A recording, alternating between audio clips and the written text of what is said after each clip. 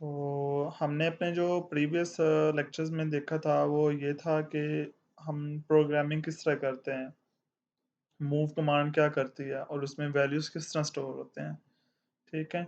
तो आज हम देखेंगे थोड़ा-सा कोड भी हमने एग्ज़ाम्पल्स भी की थी, एक्चुअली वैल्यूज़ हमने शिफ्ट करवाए थे, शिफ्ट रजिस्टर के अंदर भी देखे थे किस तरह रजिस्टर के अंदर वैल्यूज़ स्टोर होती हैं और किस तरह प्रोसेस से होके हमारी रैम से डाटा हम लोग फेच करते हैं और कौन-सी बस के थ्रू आता है, एड्रेस बस के थ्रू क्या आता है, कंट्रोल बस के थ्रू क्या आता है, टाइप्स ऑफ और फिर कंट्रोलर्स की कैटेगरीज़ देखी थी और इसके प्रोसेसर वगैरह देखे थे प्रीवियस लेक्चर्स में। सो इस लेक्चर्स में हम लोग भी अब कोडिंग स्टार्ट करेंगे, जो प्रोग्रामिंग होगी, ठीक है? तो value proceed with hash sorry. जिस तरह हम लोगों ने अगर कोई वैल्यू स्टोर करवानी तो हम हैश के साथ उसको इंडिकेट करेंगे, तो वो हमारी वैल्यू लिखी जाएगी। ठीक है, तो अगर अदरवाइज़ वो इसे एड्रेस ही कंसीडर करेगा। ठीक है, जो रजिस्टर ए, बी और R0 टू R7 में, ठीक है? मूव ए हैश 23H इसका मतलब है if it is not proceeded with hash it means to load from memory location. ठीक है? इसका अगर ये हम ऐसे नहीं लेंगे तो ये इसका ये कंसीडर करेगा ये इसकी मेमोरी का एड्रेस है और उससे हमने कोई वैल्यू लोड करवानी है। ठीक है? Add a 0 to indicate F is the hex numbers and not a letter. ठीक है? अगर कोई हमने इस तरह ये 0 हमने ऐड किया हैश 0F। ठीक है? अगर हम 0 नहीं लिखेंगे F के साथ तो वो उसे लेटर कंसीडर कर लेगा। अगर 0 लिखेंगे तो वो इसे क्या कंसीडर करेगा कि हमारे पास ये हेक्स नंबर है, 15 है। ओके हो गया? ठीक है? If value 0 to F moved into 8 bit register the rest of bits are assumed all 0। ठीक है? अगर मतलब कि जो ज़ीरोज़ जो है ना, वो अगर 8 बिट के अंदर फिट आ गई है तो ठीक है, अदरवाइज़ बाकी सारी बिट्स 0 कंसीडर हो जाएँगी। ठीक है? Move A hash 5 the result will A is equal to 5। ठीक है? लेकिन मेमोरी में क्या स्टोर होगा? 101 बाकी सारी बाइनरी डिजिट्स 0 कंसीडर होंगी। ठीक है? तो अगर हम इस तरह नीचे देखें तो move a value that is too large into a register will cause an error. Okay हो गया?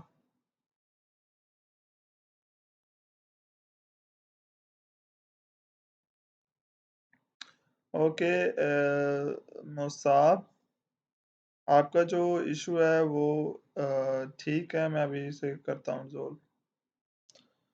ओके, ठीक है, तो इसका मतलब है अगर हम मतलब कि फॉर एग्जांपल 7F2H ये जो हमारा 8 बिट से ग्रेटेड है लेकिन हमारे 8 बिट जो आते हैं वो FF आ सकती हैं। तो इसको हम किस तरह स्टोर करवाएँगे और ये किस तरह होगा? ठीक है, ऐड अ सोर्स, ठीक है, add the source operand to the accumulator. हम फिर कोई सोर्स ऐड करेंगे और उसको किस तरह इंस्ट्रक्शंस आगे देंगे। ठीक है, अब फॉर एग्जांपल हमने कोई ऑपरेशन परफॉर्म करवाना है तो उसको किस तरह करवाएंगे। ठीक है, the add instructions tells the CPU to add the source by to register A and put the result in register A. Source operand can either be register or immediate. ठीक है, ऑपरेंड वो होता है जिसपे ऑपरेशन लगता हो। ठीक है, तो अगर हम देखेंगे मूव ए हैश 25, ठीक है, इसका मतलब क्या है, लोड जो वैल्यू होगी 25 का उस रजिस्टर ए में ऐड स्टोर कर देगा। ठीक है, लोड कर देगा, मूव कर देगा। आगे मूव R2 34 जो लोड होगा 34 उसको R2 में रजिस्टर कर देगा। अब ऐड क्या करेगा, ये एक्यूमुलेटर है एक्चुअली, एक्यूमुलेटर ऐड करता है। Add A R two. ठीक है, अब जो आर टू और आर ए है इन दोनों को ऐड करके और ए में ही स्टोर कर देगा। ठीक है, इसका मतलब ये है। अब जो नेक्स्ट वैल्यू ए की होगी उसमें जो हमारे पास कितना होगा 24 और 30 कितना 50 59 हो जाएगा। ठीक है, ये 59 हो जाएगा हमारे पास जो नेक्स्ट ए आएगा। ओके, नीचे आप देख भी सकते हैं।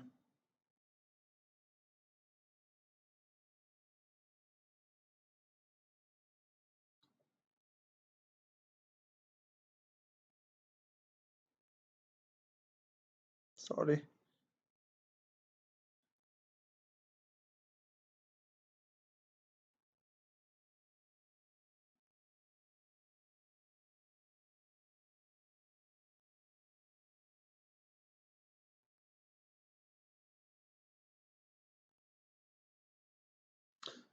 Sorry for delay. एक्चुअली मैं स्लाइड्स कौन सी पे था, प्रोग्रामिंग स्टार्ट की थी हमने। ठीक है, ये डिस्कस कर लिया था, हाँ। ठीक है? तो अगर मैं एक्चुअली ये डिस्कस कर रहा था कि अगर हमारा 8 बिट से ज़्यादा है तो उसको एफएफ कर देगा, मतलब कि 55 कर देगा, 255 बिट्स हो जाएँगे हमारे पास, ठीक है? इसी तरह हम नेक्स्ट देखेंगे, इसमें क्या कहेगा, move A25H load and operands, ठीक है? बेसिकली 25 ऑपरेंड है, ठीक है? ऑपरेट जो होगा वो प्लस का होगा, जो ऐड है वो ऑपरेटर है, ठीक है? There are always many ways to write the same program depending on the register used. ठीक है, हम किसी भी तरह भी कर सकते हैं, मतलब कि मूव ए 25 ए के अंदर कर दिया, फिर हमने ये किया 35 को ऐड ए में करवा दिया, ठीक है? इस तरह भी कर सकते हैं, उस तरह भी कर सकते हैं, जिस तरह आपको ईज़ी लगे, ठीक है? In the early days of computer programmers coded in machine language consisting of zeros and ones, ठीक है? क्योंकि हमारी जो कोडिंग थी वो ज़ीरोज़ और 1 पे थी, जो टीडियस थी, काफ़ी कॉम्प्लेक्स हो जाती थी, स्लो और एरर वाली होती थी, ठीक है? Assembly language which provide numerics for the machine code instructions plus others features were developed, ठीक है? तो इसमें हमारे पास हमें न्यूमेरिक्स एक सिंबल्स प्रोवाइड किए जाते थे, जिनको हम लोग यूज़ करते थे फीचर डेवलपमेंट में, जिस तरह हम लोग मूव करते थे और अदर करते थे, ठीक है? इसका असेंबली लैंग्वेज का ये है। आगे जब सी लैंग्वेज में जाएँगे, पाइथन में जाएँगे, वो और भी ज़्यादा ईज़ी हमारे लिए हो जाती हैं। तो ये सारे इंस्ट्रक्शंस आप लोगों को पढ़ लेना। क्योंकि मेरा काम है इस कोड को समझाना और जो लॉजिक्स है उसको डेवलप करना, और नेक्स्ट क्लास मोस्ट प्रोबेबली जो होगी कल ही होगी, और फ्रॉम नेक्स्ट क्लास मतलब कि जो कि मंडे को होगी, नेक्स्ट मंडे को, उसमें हम सिमुलेशन स्टार्ट करेंगे, ठीक है? एंड असेंबली लैंग्वेज इंस्ट्रक्शन किस तरह हम लोग देते हैं, ठीक है? अगर हम देखेंगे लेबल न्यूमेरिक ऑपरेंड कमांड्स, ठीक है? सबसे पहले लेबल्स किया गया, ठीक है? जो कि हमारे पास कमांड्स हैं, इंस्ट्रक्शंस हैं, कमांड्स हैं, ठीक है? उसके बाद ये न्यूमेरिक्स है 0h, ठीक है? ऑपरेंड्स हैं जो कि ऐड हम लोग कर रहे हैं, ठीक है? फिर कमांड्स हैं साइड पे। ओआरजी का मतलब क्या होता है? हम लोग स्टार्टिंग में जब भी प्रोग्राम लिखते हैं केएल 05 पे, उस पे हम लोग ओआरजी 0h लिखेंगे, ठीक है? इसका क्या मतलब है? इसका मतलब है directives don't generate any machine code and are used only by the assembler, ठीक है? ये ओनली असेंबलर के लिए यूज़ होता है। जिस तरह मैं एक एग्जांपल दूँगा कि जिस तरह हम सी की कोडिंग लिखते हैं कि इंक्लूड आईओस्ट्रीम लिखते हैं, include user name space STD लिखते हैं, ठीक है? इस तरह हम लोग इसके लिए ओआरजी करते हैं, ठीक है? बाकी वही सेम है, ठीक है? 25 को R5 में मूव कर रहा है, 35 को R7 में कर रहा है, और 0 को A में कर रहा है, क्योंकि हम 0 से स्टार्ट कर रहे हैं ताकि हमारी कोई गार्बेज वैल्यू ना उठाए। फिर जो है ना, R5 को A में ऐड कर रहा है, ठीक है? फिर R7 को A में ऐड कर रहा है, ठीक है? और फिर 12 इसके अंदर और ऐड कर रहा है, ठीक है? अब टोटल वैल्यू कितनी होगी? 24 प्लस 34 प्लस 12, इन तीनों को ऐड करके वो A में स्टोर कर देगा। Here, अब इसका क्या मतलब है? The label field allows the programmer The label field allows the program to refer to a line of code by name, ठीक है? Here का हम लोग करेंगे कि वो इसको ये करेगा कि कोड, जिस कोड पे हम लोग जाना चाहेंगे, उसको उस पे ले जाएगा। आगे SJMP here stay in this loop, S मतलब कि इसी लूप के अंदर वो रहेगा, आगे हमने here कर दिया, ठीक है? एंड कर देंगे प्रोग्राम। आगे कमेंट्स के लिए हम लोग सेमीकोलन यूज़ करेंगे और कमेंट्स लिख देंगे। Comments may be end of the lines or in line by themselves, the assembler ignores comments, ठीक है? ये कुछ इंस्ट्रक्शंस हैं, ये आप लोग खुद ही स्टडी कर लोगे। मैं एक्चुअली मेरा जो मेजर फोकस है वो आपको कोडिंग पे है, ठीक है? इसमें एक और चीज़ बताऊँगा, जो ASM source file containing program code होता है ना, वो स्टेप बाय स्टेप इसमें जनरेट होता है, और इसमें लोड किस तरह करते हैं ये भी मैं आपको दिखाऊँगा। सबसे पहले हम लोग अपनी पोर्ट फिक्स करेंगे, और आर्डिनो के साथ माइक्रोफोन, जिस तरह हम लोग केबल लगाते थे कंप्यूटर के साथ आर्डिनो में ऑटोमेटिकली पोर्ट बनी होती है। लेकिन इसमें डिफरेंस ये है कि हमारे पास पोर्ट नहीं होगी। हम लोग किस तरह इसको बनाएँगे? तो हम लोग सबसे पहले अपनी पोर्ट बनाएँगे और यूएसबी केबल बनाएँगे और अटैच करेंगे, और सिस्टम के साथ और इसके साथ इसमें कोड इंस्टॉल करेंगे। वो भी मैं बताऊँगा, मैं जस्ट सिमुलेशन में बताऊँगा, हार्डवेयर में मेरे पास सोर्स नहीं है, अवेलेबल कंट्रोलर नहीं है, इस वजह से मैं वो चीज़ नहीं करवाऊँगा आपको। लेकिन मैं आपको एक शॉर्ट वीडियो दिखा दूँगा कि हार्डवेयर में किस तरह कोड लोड करते हैं हम लोग। तो बेसिकली ये इंस्ट्रक्शन जो होती है मशीन लैंग्वेज में, ये कन्वर्ट करके जो है ना, हमारे मशीन कोड को बाइनरी में हमारे मेमोरी में स्टोर करवा देता है। इसका एडवांटेज, ठीक है? ये याद रखना सबसे पहले हमारे पास एएसएम सोर्स फाइल बनती है, उसके बाद फिर ओबीजे बनती है, फिर आईएसटी एक्सटेंशन होती है। ठीक है? ये डिफरेंट प्रोग्रामर की डिफरेंट जो है ना, ये हमारे पास क्या नाम है, फाइल्स के नाम हैं। ठीक है? जो हम लोग यूज़ करेंगे वो एबीएस ओएच कहलाएगी, ऑब्जेक्ट टू हेक्स कन्वर्टर कहलाएगा। ओके हो गया? ठीक है, एडिटर प्रोग्राम होता है माई फाइल डॉट एएसएम के नाम से, फिर असेंबलर होता है, ठीक है, इसमें हम लोग अपना एडिट प्रोग्राम करते हैं। फिर असेंबलर प्रोग्राम होता है माई फाइल डॉट आईएसटी, इसमें हम अपनी असेंबली करते हैं कि हम इसमें लोड करते हैं, ठीक है। अदर ऑब्जेक्ट फाइल्स होता है, ठीक है, माइल ऑब्जेक्ट, फिर लिंकिंग प्रोग्राम होता है जहाँ पे हमारी मेमोरी में स्टोर होती हैं, उससे OH program file hex file में कन्वर्ट करता है। ये इसके डिफरेंट स्टेप्स हैं जो बेसिकली मैं आपको बताना चाह रहा था।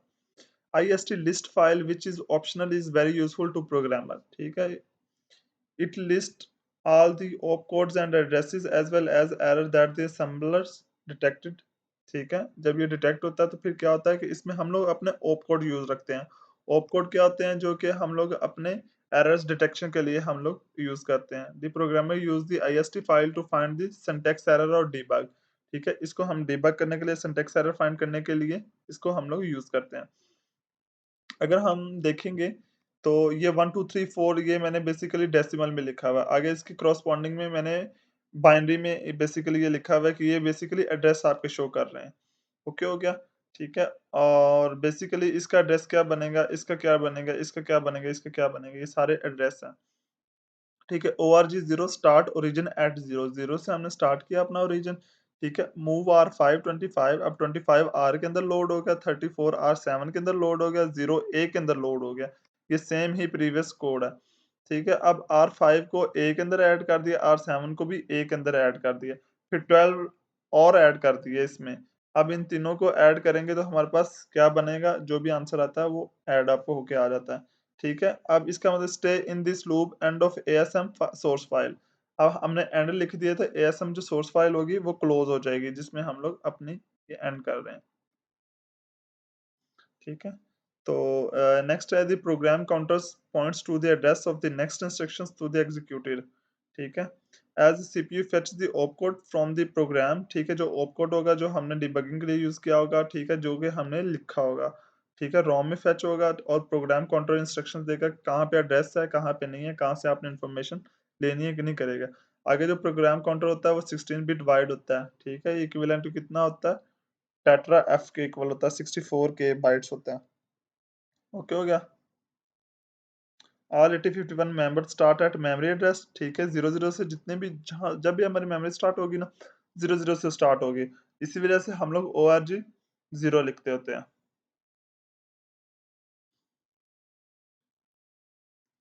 ठीक है, अब यहाँ पे वो क्या कह रहा है, examine the list file and how the code is placed in ROM. ठीक है, ये बेसिकली पिछले वाला ही कोड था, किस तरह एग्जामिन एग्जामिन करता है। ये रोम का एड्रेस है, ठीक है, रीड ओनली मेमोरी का, ये सारे बाइनरी में जो लिखे हुए 024, ठीक है, 0000 2004। अच्छा, ये आप नोट करोगे, पहले 2 आया, फिर 4 आया, फिर 6 आया, फिर 7 आया, तो 5 भी नहीं था और 3 भी नहीं था, ठीक है, और 1 भी नहीं है, ठीक है, उसके बाद 7 है, 8 है, फिर A है। क्यों है? इसकी एक रीज़न है, ठीक है? ये एक सीक्वेंस में चलता है, हमारे पास 8 बिट है, मैंने कहा उसके बाद 00 हो जाएगा, ठीक है? तो 7D25 इसका जो एड्रेस बनता है मशीन का वो इसके अकॉर्डिंगली इक्वल होता है, ठीक है? 7F34 है, 7400 है, ये एक्चुअली डेटा शीट है, उसके अकॉर्डिंगली ये एड्रेस इसने लिखे हुए हैं। तो मैं आपको एक दिन शो भी करवा दूँगा डेटा शीट के थ्रू किस तरह इसने एड्रेस बनाए हैं। ठीक है? और ये असेंबली लैंग्वेज हम लोग ली, अगर हम लोग देखेंगे कि रोम को एड्रेस पहले मशीन लैंग्वेज में लिखते थे तो किस तरह, मतलब कि ये कितना कॉम्प्लिकेटेड था हमारे लिए ये सारी चीज़ें याद रखना। बेसिकल कंपैरिज़न करवा रहा, और वही हम असेंबली लैंग्वेज में करते थे, हमारे लिए ईज़ी हो गया। इस तरह सी में जाते हैं वो और भी ज़्यादा ईज़ी हो जाता है। ठीक है? इस तरह बेसिकली लोकेट करता है। ये रोम के कंटेंट हैं, ठीक है? 00 के लिए 7D यूज़ होगा, ठीक है, 00 के लिए 7D हो जाएगा, 25 उसकी वैल्यू है, ठीक है, 34 उसकी वैल्यू है, ठीक है, 0 उसकी वैल्यू है, ठीक है, ये सारे उसके कोड हैं। तो ये हमें ज़रूरत नहीं है याद करने की इन चीज़ों की। ठीक है? ये खुद डेटा शीट से उसने बताया है। आगे step by step description of the action of 8051 upon applying power on. जब हम अप्लाई करेंगे तो स्टेप बाय स्टेप हम किस तरह करेंगे?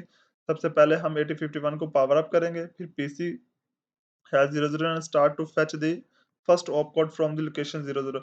जो opcode पे हमारे पड़ा होगा 00 लोकेशन पे opcode पड़ा हुआ उसको fetch करेगा।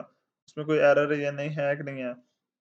उसके बाद upon executing the opcode 7D the CPU fetches the value 25 and places it in R5। ठीक है, जो हमने कोड किया था उसके अकॉर्डिंगली वो पहले 7D लोकेशन से वैल्यू फेच करेगा जो कि 25 होगी, R5 में प्लेस कर देगा। ठीक है, फिर जो पीसी काउंटर में दोबारा जाएगा कोई और इंस्ट्रक्शन है कि नहीं है दूसरे पे, फिर ठीक है वो देखेगा है कि नहीं है, फिर तीसरे पे मूव कर देगा। फिर जो होगी 34 वो से RF7 से करेगा। इस तरह ये प्रोग्राम हमारा स्टेप बाय स्टेप प्रोसेस होता है। एक वैल्यू फेच करने के बाद फिर दूसरी वैल्यू फेच करेगा। एट अ टाइम एक ही नहीं फेच करेगा, एक-एक फेच करेगा। इस वजह से हम इसे कहते हैं कि लाइन टू लाइन। और हमने अपना प्रोग्राम मोर एफिशिएंट और ज़्यादा बेहतर बनाना है तो हम क्या यूज़ करते हैं? इंस्ट्रक्शन पॉइंटर यूज़ करते हैं।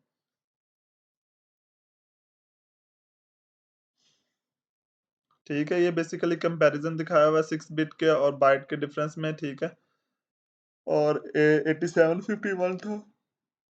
ठीक है, बाइट का। और इसके बाद ये DS89 आ जाएगा कंट्रोलर्स। और जितने-जितने ये इसके मॉडल्स वेरी करते जाएँगे उसके अकॉर्डिंगली इसकी स्पेसिफिकेशन भी चेंज होती जाएँगी। बेसिकली इसमें ये दिखाया है हमें। हम जब भी कोई प्रोग्राम देखते हैं अपने, जब भी कोई प्रोसेस बनाते हैं बेसिकली हमें अकॉर्डिंग टू प्रोसेस अपना कोड चेंज करना होता है, अपना कंट्रोलर सेलेक्ट करना होता है। सबसे फर्स्ट स्टेप ये होता है कि आप लोग सिमुलेशन करते हो, ठीक है? सिमुलेशन से भी पहला स्टेप जो होता है आप एक रफ आइडिया लेते हो कि मुझे मेरा प्रोसेस क्या है। सबसे पहले तुम देखोगे कि मेरा प्रोसेस कितना हैवी है, उसके लिए मुझे कितना चाहिए कि मोर मेमोरी रिक्वायर्ड होगी या अच्छी स्पीड रिक्वायर्ड होगी। मुझे प्रोसेसिंग के लिए, कैलकुलेशंस के लिए चाहिए, जस्ट इंस्ट्रक्शंस देने के लिए चाहिए, किस तरह का चाहिए, उसके अकॉर्डिंगली हम लोग अपना कंट्रोलर सेलेक्ट करेंगे, उसके अकॉर्डिंगली फिर सिमुलेशन करेंगे, फिर कोड करेंगे, फिर अपलोड करेंगे, फिर हार्डवेयर बनाएँगे, एट द एंड पे हार्डवेयर बनाएँगे और फिर हम लोग फाइनल अपना प्रोजेक्ट रन करेंगे। ठीक है? अगर हम देखेंगे dB directive is the most widely used data directive in the subnet, ठीक है? जो डीबी डायरेक्टिव होती है, ठीक है? इसके अकॉर्डिंगली हम देखेंगे ये सब के साथ डीबी, डीबी, डीबी, डीबी लगा हुआ। इसका क्या मतलब है? ठीक है, the D after the decimal, ठीक है, numbers is optional but using B binary and H hexa. ठीक है, ये जो एच है जो सबके साथ आ रहा था, इसका मतलब हेक्सा। डी का मतलब डेसिमल, बी का मतलब बाइनरी। स्टार्टिंग में मैंने कहा था कि हम लोग इन तीन नंबर सिस्टम पे रहेंगे, डेसिमल, बाइनरी और हेक्सा पे। तो इसी वजह से हम लोगों ने ये डीबी सिस्टम रखा हुआ। ठीक है, please ask is the question quotation marks. ठीक है, ये जो हम लोग इन्वर्टेड कॉमास में लिखा हुआ है ये इसका मतलब है ये आस्क की का एड्रेस है। ठीक है, और जो 28 है इसका क्या मतलब है? This summer will convert the numbers into hex. इसको वो हेक्स में कन्वर्ट करेगा। तो बेसिकली ये सारा हमारे पास डाटा है। ठीक है, define ask string larger than 2 characters. ठीक है, माय नेम इज़ जो। ठीक है, ये 2 कैरेक्टर से ज़्यादा है। ठीक है, तो हम लोग इसके लिए क्या करेंगे? आस्की कैरेक्टर्स डिफाइन करेंगे। ठीक है, अब देखिए यहाँ पे थोड़ा-सा मुश्किल होती जा रही है कि हमारे पास असेंबली लैंग्वेज में भी हमने कैरेक्टर डिफाइन करने के लिए आस्की कोड की हेल्प लेनी पड़ी है हमें। ठीक है, ओआरजी ओरिजिन होता है, ठीक है, the ORG directive is used to indicate the beginning of address. ठीक है, ये मैं पहले बता चुका हूँ। एंड क्या करती है? वहाँ पे एंड कर देता है, हम हर जगह एंड यूज़ करते हैं। प्रोग्राम एंड कर देता है, एएसएम फाइल हमारी एंड हो जाती है, ठीक है? और ईक्यू क्या करता है? ये सारी कमांड्स हैं, ये आपको देखनी पड़ेंगी क्या-क्या करती है और इनके पर्पसेस भी आपको पता होने चाहिए। ईक्यू कमांड करता है this is used to define constant, ठीक है? बेसिकली ये इक्वेट करता है, कांस्टेंट वैल्यू डिफाइन करता है। ठीक है? एक मेमोरी लोकेशन, स्पेसिफिक लोकेशन के ऊपर। The EQ directive does not set aside storage. ठीक है? इसके लिए कोई अलग से स्टोरेज नहीं होती, मेमोरी के अंदर ही स्टोर होता है for data items but associate a constant value with the data label. ठीक है? एक डाटा लेबल के साथ अगर हम हैश लगाएँगे तो उसे कंसीडर होगा इक्वेट के साथ। हम अभी एग्ज़ाम्पल देखें इक्वेट किस तरह कहता है। ठीक है? Count EQU 25 use EQ for counter constant 25। ठीक है, काउंटर है, ठीक है, 25 कांस्टेंट है, EQ का। हम मतलब कि फॉर एग्ज़ाम्पल कोई कांस्टेंट लिखते थे, उसके साथ इंट लिख देते थे, कोई कांस्टेंट आ जाता था। लेकिन अब यहाँ पे EQ लिखेंगे। ठीक है, अब मूव हैश काउंट R5। अब काउंट हमारा क्या था, वेरिएबल था, EQ इसकी डेटा टाइप थी और 25 था। कॉन्स्ट लिखते थे आर्डिनो में, याद है ना? इस तरह हम लोग इसमें EQ लिखते हैं जो कि कांस्टेंट डिफाइन करेगा। अब देखो 25 EQ कांस्टेंट है, काउंट में वेरिएबल में स्टोर है। अब मैंने हैश काउंट लिखा है। हैश इसका मतलब है कांस्टेंट की जो काउंट की जो कांस्टेंट वैल्यू थी 25 वो हमें दे देगा R3 में, ठीक है? अदरवाइज ये एरर दे देगा। The constant is used load the R3 register. ठीक है, जो इसी तरह हम लोग नेक्स्ट पे मूव करते हैं, द प्रोग्राम स्टेटस वर्ड। ठीक है, PSW, the program status word, ये क्या चीज होती है? बेसिकली ये भी एक रजिस्टर है जो कि एज अ फ्लैग यूज होता है। ये 8 बिट रजिस्टर है। ठीक है, इसके जो 6 बिट यूज होते हैं, ठीक है, किस तरह यूज होते हैं, तो बाकी 2 बिट क्यों नहीं यूज होते हैं, इसको हम लोग इसका पर्पस भी बताता। PSW बेसिकली फ्लैग के लिए यूज होता है। These four are CY carry के लिए, ठीक है, जब हम लोग ऑपरेशन कर रहे होते हैं।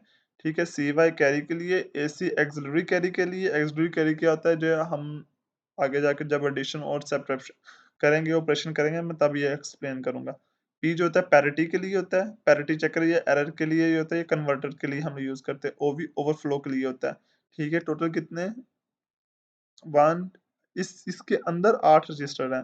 CY carry, AC axillary carry, ठीक है, P parity and OV overflow. 1 2 3 4 5 है ये।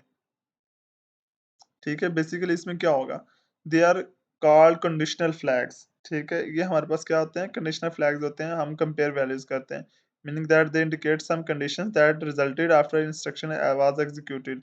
ठीक है, जिस तरह हम लोग इफ लगाते थे, इस तरह हम लोग ये कंडीशनल यूज करते हैं।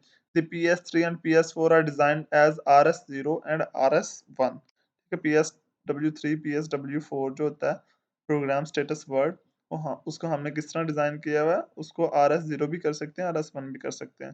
ठीक है, चेंज द बैंक डिटी।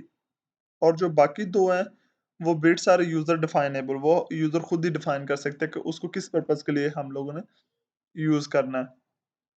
ठीक है, तो इसमें देखिए 2 4 6 और ये दो यूजर डिफाइन है। ठीक है, अब AC मैंने बता दिया था। अब जो CY AC है, A carry from D3 to do. अब देखिए CYPSW.7, ये कैरी फ्लैग 7 हो गया। AC P मतलब कि ये आखिरी बिट है ना, ये 7 है। ठीक है, ये सेकंड लास्ट है, ये 6 है, ये 4 है, 5 है, 4 है, 3 है, 2 है, 1 है, 0 है। ओके हो गया। AC जो है वो एक्सिलरी कैरी फ्लैग है। ठीक है, PSW5 available to user for general purpose के लिए यूजर यूज कर सकता है। ठीक है, इस वजह से F0 लिखा हुआ है। किसी भी पर्पस के लिए हम लोग यूज कर सकते हैं। PSRS1 जो है, जिस तरह मैंने बताया था, PSW.4 रजिस्टर बैंक सेलेक्टर है बिट 1 के लिए। ये बैंक सेलेक्टर बेसिकली हाई और लो के लिए होगा, ये दोनों। ठीक है, हाई इस वजह से हमने RS1 और S0 लिखा, एक बिट हाई के लिए, एक बिट लो के लिए। ओवरफ्लो फ्लैग के लिए reflect the number once in register A, जो P होगा। Parity flag select clear hardware each instruction cycle indicate odd even number of 1 bit accumulator। Even odd के लिए हम लोग जब चेक करते हैं तो हम पैरिटी लगाते हैं उसके ऊपर, पैरिटी चेकर्स क्या होते हैं। ठीक है, इनके एड्रेस क्या बनते हैं, ये सामने लिखे हुए हैं। ठीक है, अगर हम देखें RS1 RS0 0 0 रजिस्टर बैंक क्या देगा, अगर दोनों जीरोज होंगे 0 दे देगा। अगर दोनों RS1 RS0 बेसिकली ये हमें फ्लैग दे रहा है ना, अगर 0 होगा ये 1 होगा, ये 1 हो जाएगा, मतलब कि और है। ठीक है, ये 1 0, अगर हम देखें 0 0, ये 1 आ जाएगा, ये 2 आ जाएगा, बाइनरी में देखेंगे ये 3 आ जाएगा। ठीक है, इस तरह हमारे पास ये कोड हुआ। ठीक है, अब instruction that effect the flag bits add करेंगे। कैरी, कैरी भी आएगा, ओवरफ्लो भी आएगा, एग्जिट कैरी भी आएगा। ऐड C करेंगे तो तीनों चीजें आएंगी। सब्ट्रैक्ट B करेंगे, तीनों चीजें आएंगे। सब्ट्रैक्ट और ऐड में क्योंकि कैरी हम लोग यूज करते हैं। अब मल्टीप्लिकेशन में कैरी नहीं होगा, ठीक है, क्योंकि वो ऐड और सब्ट्रैक्शन में भी हो चुका होगा, क्योंकि मल्टीप्लिकेशन में हमारे पास ये एडिशन हो रही होती है। ठीक है, ओवरफ्लो लाजमी होगा क्योंकि आगे बिट मूव कर रही होगी। ठीक है, डिवीजन में भी सेम ओवरफ्लो होगा। ठीक है, सारे जो सेट और बिट हाई कब करना है क्या नहीं करना है, ये आगे जाके कमांड्स हम लोग यूज करते हैं। ठीक है, बेसिकली ये एक एग्जांपल है, ये लास्ट एग्जांपल है, तो मैं करवा के कोड सेंड करता हूँ क्योंकि मुझे रिस्पॉन्स नहीं आ रहा। The flag bits affected by the add instruction are CY P, AC and overflow. ठीक है? Show the status of CY, AC and P flag after the addition of 38 and 2FH in the following instructions. ठीक है? सबसे पहले हमने move ए करवाया, ठीक है? 28 ए में करवा दिया, फिर ऐड 2F को हमने ए में ऐड करवा दिया था आफ्टर एडिशन, ठीक है? तो हमारे पास क्या बना 67, CY इज इक्वल टू 0। किस तरह बना 67, 8 और F कितना होता है 15 होता है, ठीक है? अगर हम इसे बाइनरी में कन्वर्ट करेंगे कितना होता है 15। सबसे बेस्ट एक्शन होता है कि बाइनरी में कन्वर्ट कर, 38 का बाइनरी ये है, 2F का बाइनरी ये है, ठीक है? तो 0 के अंदर 1 ऐड किया 1 आ जाएगा, 0 के अंदर 1 ऐड किया 1 आ जाएगा, 0 के अंदर 1 ऐड किया 1 ऐड आ जाएगा, ठीक है? 1 के अंदर 1 ऐड करेंगे तो 0 आ जाएगा, ठीक है? फिर 1 के अंदर 1 ऐड करेंगे 0 आ जाएगा, 1 के अंदर 1 ऐड करेंगे 0 आ जाएगा, ठीक है? फिर 1 0 के अंदर ऐड करेंगे 1 आ जाएगा, ये सब ऐड हो गया, ठीक है? जो कैरी कैरी होता है ना वो बेसिकली लास्ट पे 1 बच जाता है, उसको कैरी कह रहा है, ठीक है? Since there is no carry beyond the D7 bit, यहाँ पे हमारे पास कोई कैरी नहीं है। AC1 since there is a carry from D3 to D4, मतलब कि यहाँ पे AC उसे कहते हैं, एक्सिलरी कैरी उसे कहते हैं जहाँ से हमारा कैरी स्टार्ट हो जाता है, ठीक है? जैसे 1 से हमने स्टार्ट किया ये अप टू D4 तक गया, ठीक है? P is equal to 1 since the accumulator has an odd number of ones, it has 5 ones, ठीक है? अगर हम देखेंगे 5 वंस हैं तो ऑड है तो 1 हो जाएगा, अगर इवन है तो ये 0 ही रहेगा, ठीक है? पैरिटी का मतलब ये है। तो अगला स्टेप देखते हैं हमारे पास कैरी आता है कि नहीं आता, ठीक है? Show the status of CY, AC and P flag, ठीक है? आफ्टर एडिशन सेम वही प्रोसीजर है, सबसे पहले हमने बाइनरी में कन्वर्ट कर लिया अपनी अंडरस्टैंडिंग के लिए। बेसिकली ये बैकएंड पे इस तरह परफॉर्म कर रहा है, ठीक है? तो 0 0 0 0 ये हो जाएगा, 1 1 0 हो जाएगा, 1 1 0 हो जाएगा, 1 1 0 हो जाएगा, ठीक है? 1 1 0 हो जाएगा, ठीक है? फिर 1 1 0 हो जाएगा, ठीक है? ये ऑल ज़ीरोज़ हैं, ठीक है? लेकिन ये अगर हम ऐड करें तो ये तो 100 हमें दे रहा है, ये ऑल ज़ीरोज़ हैं, तो इसका क्या मतलब हुआ? सिवाय since there is a carry beyond the bit 7, ठीक है? 1 के अंदर 1 ऐड किया 0 1 बच गया, तो वो CY के अंदर आ गया, ठीक है? AC यहाँ से हमारा कैरी AC भी 1 हो गया, ठीक है? अब P 0 शो कर रहा है क्योंकि हमारे पास जो है ना वन्स है वो इवन है ही नहीं है, तो हमारे पास P 0 शो करेगा। इसी तरह ये नेक्स्ट एग्जांपल भी देख लें, तो इसमें भी ये कैरी जो है ना लास्ट पे 1 बच जाएगा, तो हमारे पास कैरी 1 आ जाएगा, AC 0 आ जाएगा, क्योंकि AC हमारे पास AC बेसिकली होता है जब तब आता है जब D7 से D3 से D4 में मतलब कि 1 2 3 4, ठीक है? इस बिट से हमारे पास कैरी आना शुरू होगा 3 बिट से, तो हम उसे AC में लेंगे, ठीक है? ये भी इसकी रिस्ट्रिक्शन है। तो इसमें वन्स कितने 2 4 हैं, तो हमारे पास पैरिटी क्या हो जाएगी 0 हो जाएगी, ठीक है? तो आज का लेक्चर यहीं